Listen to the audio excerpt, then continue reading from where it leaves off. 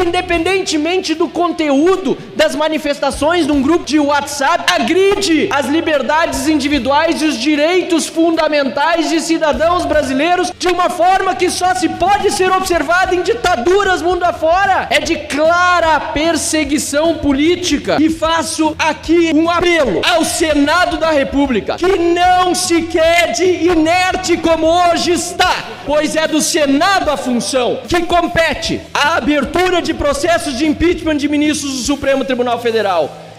Estarrecedor o que aconteceu na semana passada, uma decisão do ministro Supremo Alexandre de Moraes, agora tornada pública nesta tarde, solicitando, ou melhor, ordenando a quebra de sigilos telefônico, telemático e também o bloqueio de contas bancárias de uma série de cidadãos brasileiros que, aliás, não possuem o foro privilegiado, não têm a prerrogativa de foro de serem julgados pelo Supremo Tribunal Federal. O que aconteceu na semana passada, senhor presidente, é gravíssimo. E Vossa Excelência, que preside a sessão, deputado Lafayette, sabe muito bem do que aqui estou falando. Aliás, dá aulas a este respeito, tanto ao plenário como em comissões desta casa. É impossível anuirmos, como parlamentares, que as liberdades dos cidadãos sejam feridas de morte por quem deveria resguardá-las, que é a Suprema Corte da República, que é o Supremo Tribunal Federal, que são os ministros que precisam justamente analisar cada processo à luz daquilo que diz a Constituição e não atuando contra elas. Eu recebi e li há pouco o pedido da Polícia Federal para a quebra desses sigilos e ele é risível. É de clara perseguição política. Eu fico realmente abismado com o pedido feito nesta peça, que leio aqui de Fábio Álvares Chor, que é delegado da Polícia Federal, que fez a solicitação que depois, atendida pelo ministro Alexandre de Moraes, agride as liberdades individuais e os direitos fundamentais de cidadãos brasileiros de uma forma que não se viu sequer em período de ditadura nesse país, de uma forma que só se pode ser observada em ditaduras mundo afora.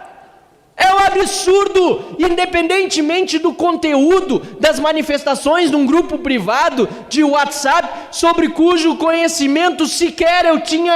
sobre cujo conteúdo,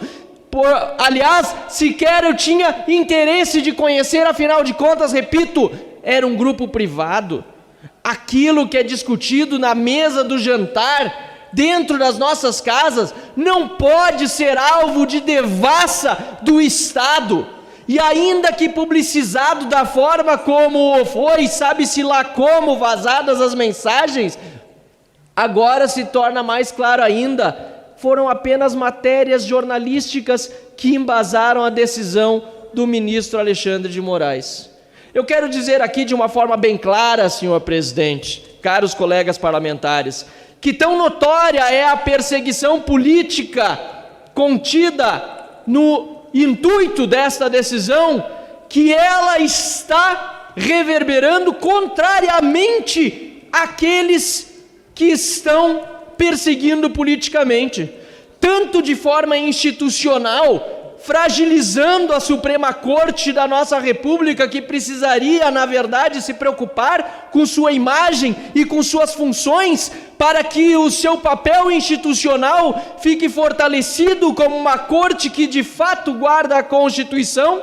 como também os interessados no outro campo do espectro político brasileiro, haja vista que a reação daqueles que hoje, apoiadores, por exemplo, do presidente Bolsonaro, tem se dedicado a, de uma forma ainda mais forte, fazer campanha pelo seu candidato, em virtude desta interferência da Suprema Corte e da Polícia Federal no processo político. E falo aqui, senhor presidente, como quem é independente nesta Câmara dos Deputados, de um partido que tem seu próprio, aliás, candidato à presidência da República, o Partido Novo. Falo aqui na condição de quem não quer ficar apenas como espectador de uma polarização denunciada como se crime fosse pelo policial federal em seu despacho. É um absurdo, senhor presidente, considerar que a antiga hegemonia de esquerda não possa ser desafiada por quem no outro lado do espectro político tenha também os seus apoiadores e que o aparato do Estado seja utilizado para tal perseguição política. Eu quero aqui, senhor presidente, lembrar que polícia e instituições de Estado como o Supremo não podem agir ideologicamente, muito menos podem agir destemperadamente. É preciso ter equilíbrio, é preciso ter fidelidade às regras do jogo, ao Estado de Direito. É triste ler um despacho de um policial federal que trata lá pelas tantas de uma dita ideologia conservadora, como se essa fosse uma ameaça ao Estado de Direito. Quem golpeou a democracia de uma forma retumbante e comprovada foi justamente o PT ao longo da sua história, tanto é que o próprio Lula esteve na cadeia, e ele sim foi liberado da cadeia, mas não inocentado dos seus crimes, graças a um golpe, ou melhor, a uma gambiarra jurídica do Supremo Tribunal Federal, porque o CEP, veja bem, o CEP do local em que foi julgado não era o CEP adequado, mas os crimes ocorreram, o dinheiro foi devolvido, o golpe na democracia foi dado e o Supremo anuiu com isso. Eu fico muito triste, porque, senhor presidente, se formos por esta linha, não vai sobreviver um grupo de WhatsApp nesse país. Aliás, os grupos da esquerda que defendem a ditadura do proletariado, os grupos dos DCS, se forem devassados, levam todo mundo diretamente para o Chilindró, diretamente para a cadeia. Senhor presidente, a liberdade de expressão precisa ser mantida no Brasil e defendida, e acima de tudo, o Estado de Direito e a nossa Constituição. Tempos muito difíceis, e o que nós vimos hoje, com a liberação do segredo de justiça e com o despacho da Polícia Federal declarado público, e também com o despacho do ministro do Supremo Tribunal Federal, Alexandre de Moraes, tornado público, é que, lamentavelmente, aquilo que nós mais dizíamos na semana passada, quando tudo ocorreu pela primeira vez, está se confirmando. Perseguição política, golpe nas instituições de Estado, infelizmente promovidas por aqueles que estão dizendo que defendem a democracia. Usar de artifícios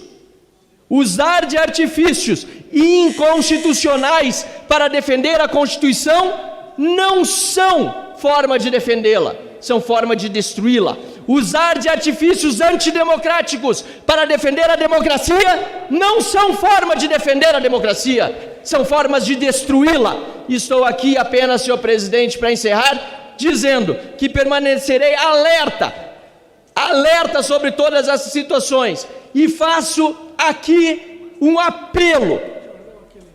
ao Senado da República, que não se quede inerte como hoje está, pois é do Senado a função. Sem querer abrir mão das nossas prerrogativas, aqui estamos trabalhando para alterações, inclusive legislativas, na forma de indicação de membros do Supremo e na reforma do Judiciário tão importante. Mas é ao Senado da República, que tem papel de fiscalizar o Supremo Tribunal Federal, que compete a abertura de processos de impeachment de ministros do Supremo Tribunal Federal, que, aliás, já tem o apoio de milhões e milhões de brasileiros. Senadores da República, ajam, e aqueles que são candidatos ao Senado, pronunciem-se, porque o povo vai cobrar no dia dessas eleições que aqueles que estão do lado da Constituição e do Estado de Direito sejam os verdadeiros vitoriosos, porque assim o Brasil também será vitorioso. Obrigado, senhor presidente.